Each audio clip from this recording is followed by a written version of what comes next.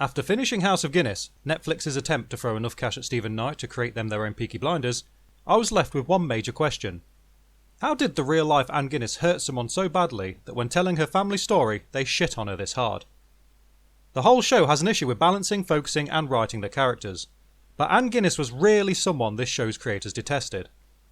My earliest impression of her role in this show was that she was going to be the matriarchal figure of this family. She was going to keep the brothers in line, and in Peaky Blinders terms be Aunt Polly of the family.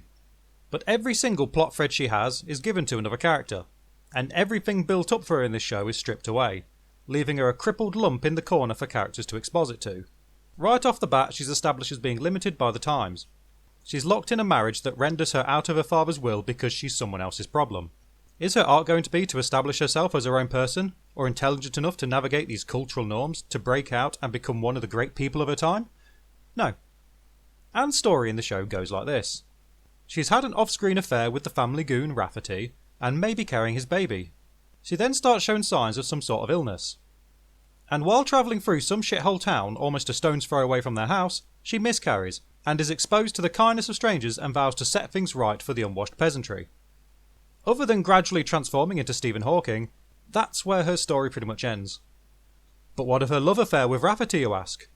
What of the dirt-faced plebs of the shithole?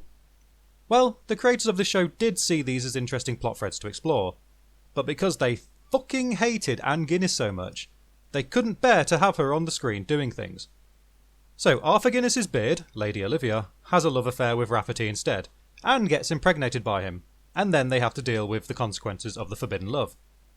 And Edward Guinness's asexual wife also stumbles across the shithole completely separate from Anne, drags Edward himself into this subplot and makes the place relevant to the story.